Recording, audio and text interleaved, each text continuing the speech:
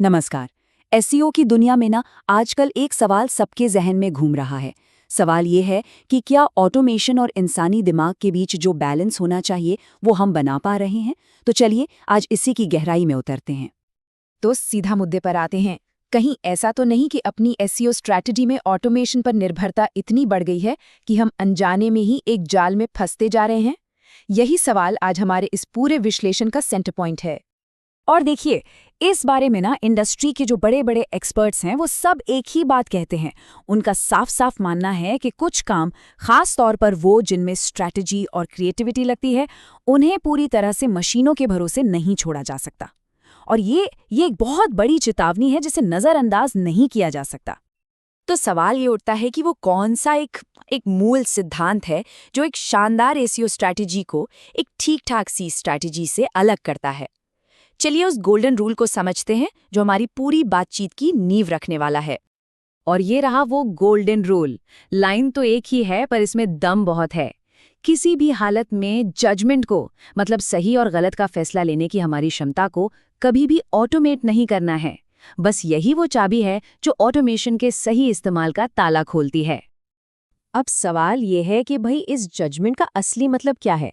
तो देखिए, इसका मतलब है वो स्ट्रैटेजिक सोच जो सिर्फ और सिर्फ इंसान ही कर सकते हैं। जैसे कि ये तय करना कि पहले क्या करना है, बाद में क्या करना है, डेटा को देखकर उसके पीछे की कहानी को समझना और फिर इन सब चीज़ों को मिलाकर एक मजबूत स्ट्रैटेजी बनाना। ये काम मशीनें नहीं कर सकती, कभी नहीं।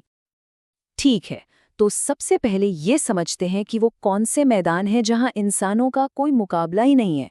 मतलब ये वो काम है जिन्हें हमेशा इंसानी दिमाग और हुनर से ही किया जाना चाहिए, अगर सच में अच्छे रिजल्ट्स चाहिए तो। ये वो 3 पिलर्स हैं जिन पर कोई भी सक्सेसफुल एसईओ स्ट्रैटेजी खड़ी होती है। पहला, ऐसा कंटेंट बनाना जो पढ़ने वाले से सीधा कनेक्ट हो। दूसरा, कीवर्ड के पीछे का क्यों समझना। और तीसरा, अच्छी वेबसाइट से क्वालिटी बैकलिंक्स लाना। चलिए एक एक करके इन्हें जरा और करीब से देखते हैं। कंटेंट की बात करें तो यहाँ फर्क बिल्कुल साफ है, जमीन आसमान का। एक इंसान जब लिखता है तो वो अपने अनुभव से, अपनी सोच से कुछ नया बनाता है जो पढ़ने वाले के दिल को छूता है। वहीं दूसरी तरफ एआई से बना कंटेंट वो ज्यादातर सतही होता है। वो बस इंटरनेट पर पहले से मौजूद जानकारी को ही इधर-उधर से उठाकर नए शब्दों में परोस देता है। उसमें वो बात नहीं होती। और कीवर्ड एनालिसिस में भी बिल्कुल यही कहानी दोहराई जाती है। देखो, टूल्स हमें आंकड़े तो दे सकते हैं कि कौन सा कीवर्ड कितनी बार सर्च हो रहा है, लेकिन उस सर्च के पीछे का असली इरादा क्या है, वो क्यों क्या है, ये सिर्फ एक इंसान ही समझ सकता है और उसे अपनी बड़ी स्ट्रैटेजी में फिट कर सकता है। सीधी सी बात है, मशीन आंकड़े देखती है और इंसान इरादा। और फिर आते हैं बैकलिंक्स पर। अब ये तो एक ऐसा काम है जो पूरी तरह से इंसानी रिश्तों और बातचीत पर ही टिका है। इसमें पर्सनलाइज्ड ईमेल्स भेजने पड़ते हैं, निगोशिएट करना पड़ता है और सबसे ज़रूरी असली रिश्ते बनाने पड़ते हैं। सोचिए ज़रा, कोई मशीन किसी दूसरी साइट के एडिटर के साथ वो भरोसा कैसे बना सकती है जो एक इंसान बना सकता है? नामुमकिन है। ठीक है, तो अब तक ये तो साफ हो गया कि इंसान कहाँ बेस्ट है। तो जाहिर है अब सवाल ये उठता है कि फिर मशीनों का क्या? उनका सही काम क्या है? हमें आखिर किन चीज़ों को ऑटोमेट करना चाहिए जिससे हमारा काम आसान हो और मुश्किल ना बन जाए? तो चलिए अब सिक्के का दूसरा पहलू देखते हैं। वो कौन से काम हैं जिन्हें करने में मशीनें हमसे कहीं बेहतर हैं, कहीं ज़्यादा तेज़ और बिल्कुल सटीक। और यही वो एरिया है जहां हमें ऑटोमेशन का भरपूर फ़ायदा उठाना चाहिए। ये वो 4 काम हैं जो सच पूछिए तो ऑटोमेशन के लिए ही बने हैं, जैसे कि हजारों लाखों पेजों से डेटा इकट्ठा करना, या फिर वेबसाइट की टेक्निकल हेल्थ पर 24x7 नज़र रखना, शुरुआती रिसर्च का जो उबाऊ काम होता है वो करना, और कंटेंट पब्लिश करने जैसे बार बार होने वाले काम। ये सारे काम मशीनें बिना थके, बिना गलती किए कर सकती हैं। तो यहाँ सबसे ज़रूरी बात जो समझने की है वो ये है कि ऑटोमेशन का असली मकसद इंसानी सोच को रिप्लेस करना नहीं है, बल्कि उसे और ज़्यादा पावरफुल बनाना है। ये हमें उन छोटे मोटे रिपीट होने वाले कामों से आज़ादी देता है ताकि हम अपना कीमती समय और दिमाग उस काम में लगा सकें जिसे डीप वर्क कहते हैं। मतलब असली गहरी सोच, पक्की रणनीति और नई क्रिएटिविटी।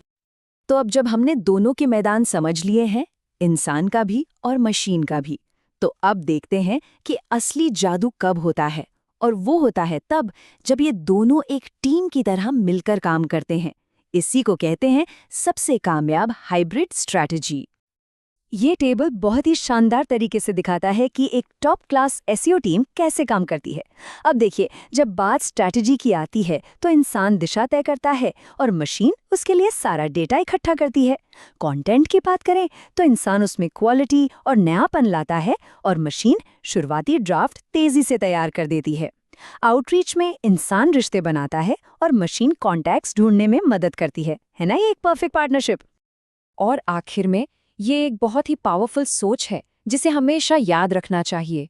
ऑटोमेशन एक ऐसा जबरदस्त टूल है जो हमें सोचने के लिए और ज्यादा समय देता है। ये हमारी जगह सोचने के लिए बिल्कुल नहीं बना है। तो इस पूरे विश्लेषण के आखिर में एक सवाल है जिस पर सोचना बनता है। जो भी ऑटोमेशन स्ट्रैटेजी अपनाई जा रही है वो टीम की ताकत को बढ़ावा दे रही है या फिर धीरे धीरे टीम को बदलने की कोशिश कर रही है? इसी सवाल के जवाब में ही आगे की सफलता की दिशा छिपी है।